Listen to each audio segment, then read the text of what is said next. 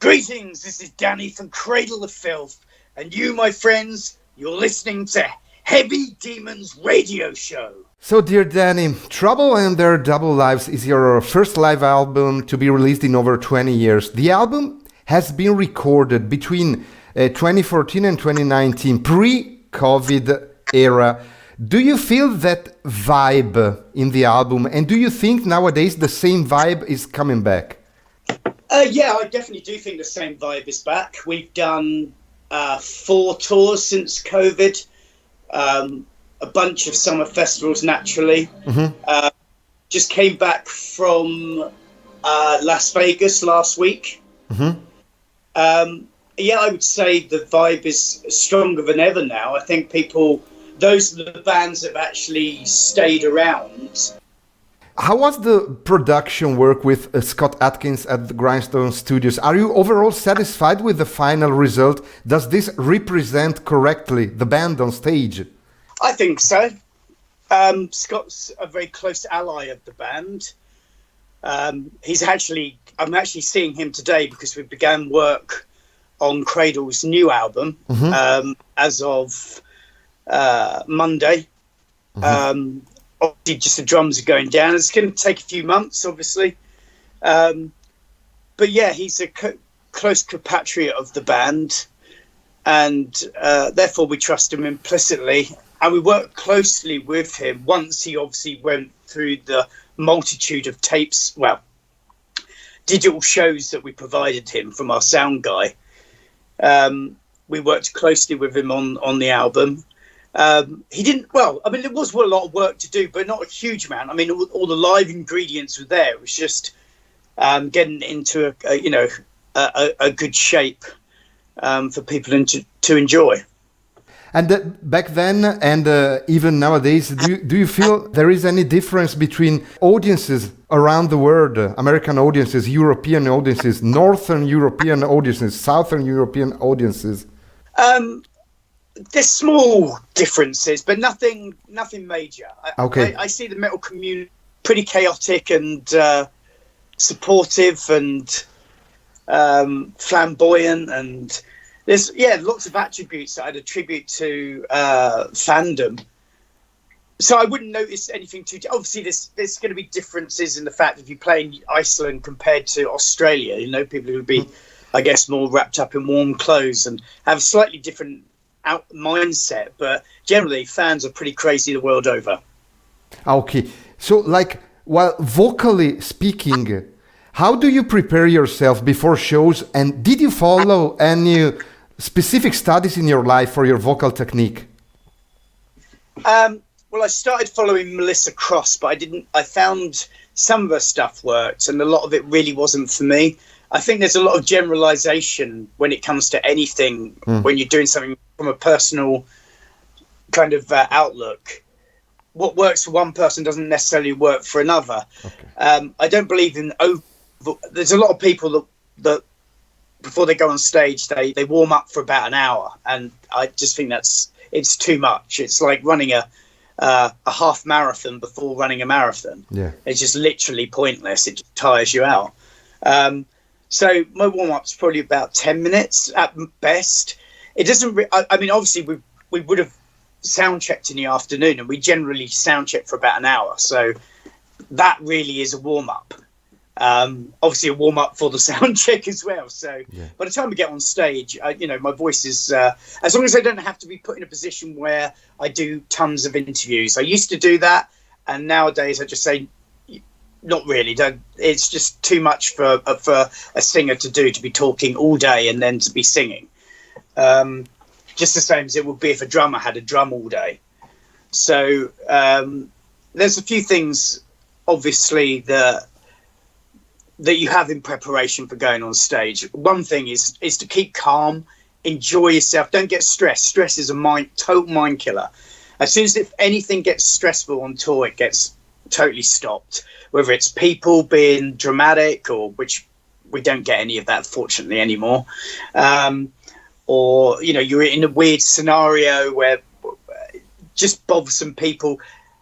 You just keep a clear head the whole day, enjoy yourself. That's what tours are for, to enjoy. As soon as they become unenjoyable, that's it. We just don't want to do it.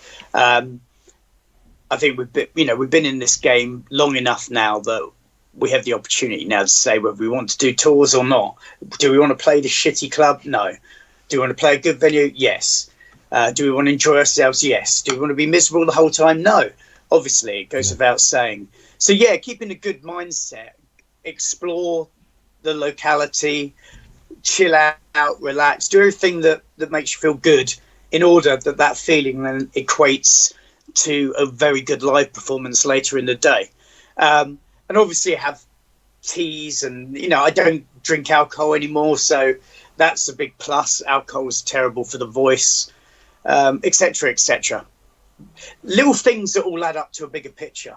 While in the studio, it is different. It's like an actor preparing for a movie or a theater performance. Yeah, studio's a different matter altogether. It's a lot more laid back, and it's more of a controlled environment as well. So, yeah, you don't have to be so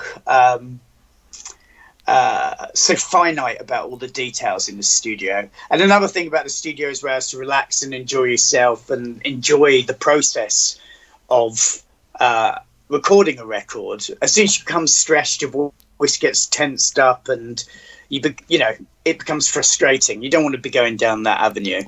Everything should be totally enjoyable. There's been times in the past with old members and scenarios that just made it being very unpleasant being in a band. And I'm of the age now that it sounds very selfish, but anything in my periphery that starts annoying me, or I can't get on with this person, or this is getting bothersome, I just stop it and move on to something else. I've got no patience for drama or just stress in general. Yeah, and technically speaking, how much do you like to work with vocal effects in the studios, and how much with the natural voice? Well, I know that my producer hates vocal effects, so not very much. Yeah, not really. Every now and then we put vocal effects on for a specific purpose, whether it's a delay or some strange audio effect that that enhances the track or is relevant to the track. But generally speaking, not a great deal. Just other the little reverb. Our producer really hates overly effective stuff. And also, we're in a band where it's very extreme. There's a lot going on. Yeah. So less is more.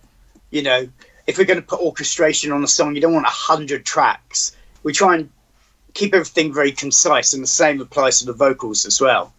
Yeah, not too many layers. No.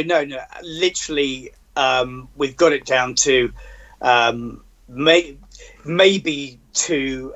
Sometimes if you're doing a chorus, we'll do some choral tracks, so we'll put some extra vocals on the sides, like a sort of stereo pan to fill it up. Yeah. But generally, it's one or two vocals, yeah. While next year will mark the 30th anniversary of your debut album, will you do something special about it? We've re-recorded 2 songs from that first album. Mm-hmm. We may go out. I mean, we've got the whole year next year is absolutely packed with shows. Okay. Because our new album will be out next year. This year's relatively quiet for us, although we've already toured America this year with Devil Driver, like a co-headline tour. We've got a handful of summer festivals. The back end of the year, we go to South America, Mexico, the second leg of the American tour. And that's pretty much it thus far this year, but next year's the big one. So I think we may find it very hard to fit in anything to do with Principle. I'm hoping we'll have the opportunity to play the album in its entirety on at least 1 or 2 occasions. But at the moment, there's no definite plans for that, other than to acknowledge the fact that the album is 30 years old next year. Like I say, we've recorded 2 songs. Well, are you working on any side projects apart from music, like maybe writing or acting or stuff? I've got a few things on the go. Yeah, there's a cartoon called Filthy Antics that is with some people who are like looking over it and seeing whether really it's like we've done a pilot for it. I've still got a little bit of involvement with my friend Rob Caggiano, who's in Volbeat, and me, him, John Tempesta, who used to be in White Zombies, in the Cult now, and King from Godseed. We had a band called Temple of the Black Moon, and we're kind of resuscitating our interest in that as well. But I don't know how far that'll go, whether it'll get to the point of recording an album. My other band, Devilment, is on permanent hiatus at the moment because since Cradle of Filth got new management about 6 years ago, which is Des and Anastasia Fafara from, well, Des obviously from Cold Chamber and Devil Driver, and his wife. Their management company, Oracle Management, took over the band, and since then they're amazing, and because of that we've been very busy. So I haven't had the time to be looking at other side projects or anything. I've been concentrating solely on Cradle of Filth because we're just so busy. And if I'm not busy, I want to spend time with friends and family, girlfriend, etc., etc. That's not to say that I won't go back and do Devilment at some point, but at the moment, it's a bit tiring because I love music, but there's only, if it's not like a big record and it's not going to, it's going to interfere with Cradle of Filth too much. Cradle of Filth is obviously the baby. It's my job. Yeah. And it's very involving. You have to wear many hats when in Cradle of Filth. What do you miss the most and what you don't miss about the metal scene of the early 90s? Well, I miss the magic of it. It was very fresh and new, and that's because obviously it was a burgeoning scene. We were young to it. There were a lot of great bands around. The internet wasn't a thing, so and there weren't a huge amount of people who actually owned mobile phones. So everything was a lot more concise, mysterious, probably more difficult to organize. It wasn't as I don't know, it was a bit more dangerous. I found it more dangerous. We played dangerous places. We did dangerous shows. We acted in bad ways sometimes. We were a black metal band, and although we didn't go as far as Norwegian bands with Death and Destruction, we pretty much held our own in other respects. The band drank a lot, partied a lot, but they were good times. We wrote some great albums and we toured heavily, but things have changed since then. I don't miss the chaos at all. We've done that as part of our history. We still turn up at some venues and people are like, oh my God, no, they're here. And I think they find that Cradle of Filth very well behaved and very professional. We've got a great crew and we have fun. Not at other people's expenses. We just have a lot of fun nowadays. I know that sounds ridiculous, but everybody enjoys if they love what they do, they enjoy it, and that's what we do. And we just try and make it as comfortable and as exhilarating as possible. So what I don't miss about the old days is the shitty gigs, the things you had to do to move up the ladder, and maybe weren't quite as astute business-wise. So we took on some things that we definitely wouldn't do nowadays.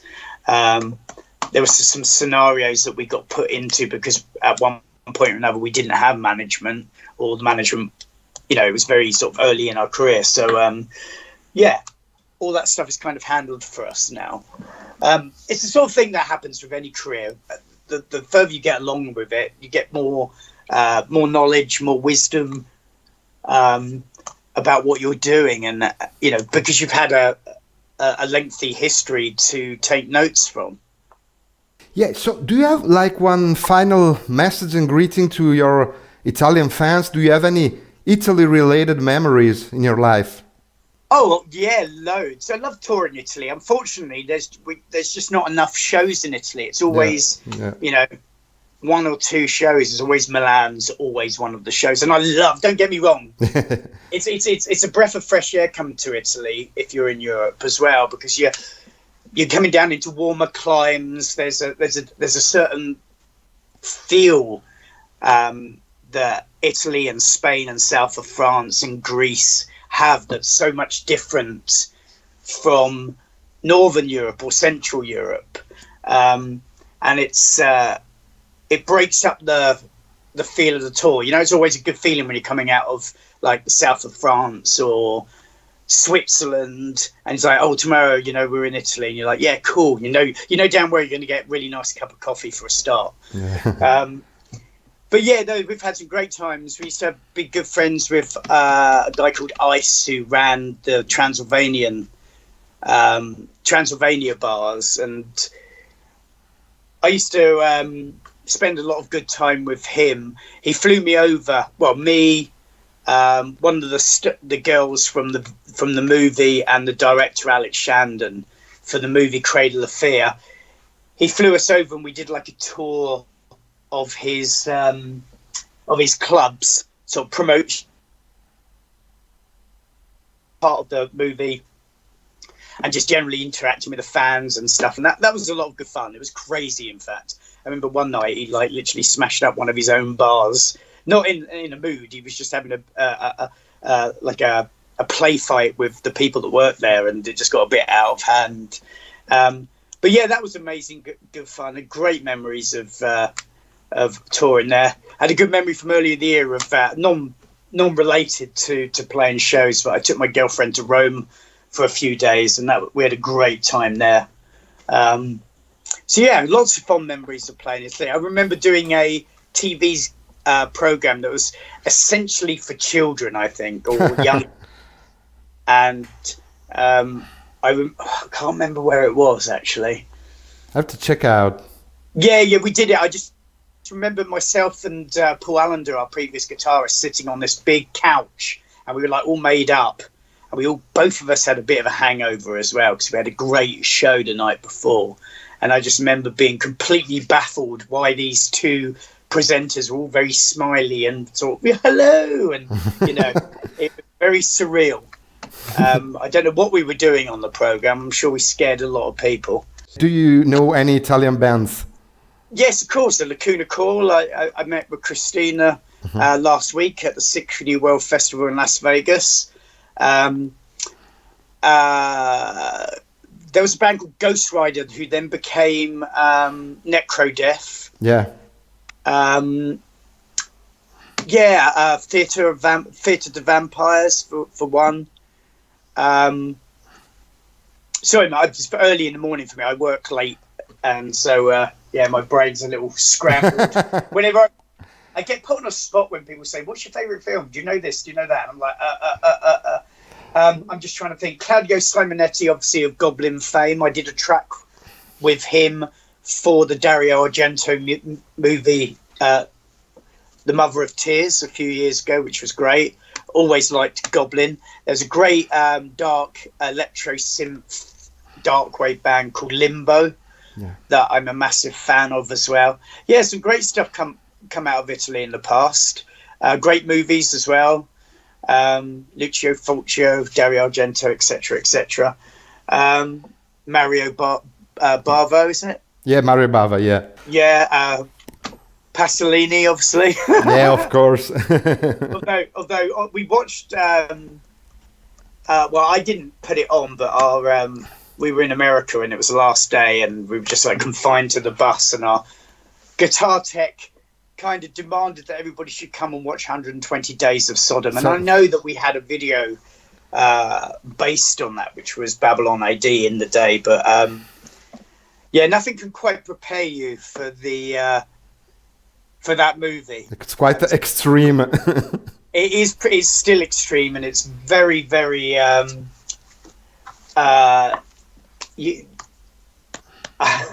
it's depressing. Yeah, definitely depressing. It's not a film that you would literally put on and enjoy. I enjoyed watching people's reactions to it, especially the circle of shit. Yeah. Everybody was like gagging and like throwing up coffee and like, oh my god, what the fuck? which I found hilarious. But no, I'm not a massive fan of the film. It's one of those films you kind of enjoy in the moment for being like very, out there. And I appreciate the sentiments of it. I know what he was intending to do with it, his social commentary, etc., and the fact that he'd obviously based the whole thing on the Marquis de Sade and this idea of a network of libertines governing the world and sort of just being subservient to their own, and everybody being subservient to their own pleasures. But yeah, it's a very hard watch. Yeah. And obviously there was also the time back in the day, I think it was 1998, not 1898, but it could have been, where we were literally held by gunpoint at the Vatican. Yeah. Thanks to Kerrang magazine. So yeah, that's another endearing memory of Italy. Yeah.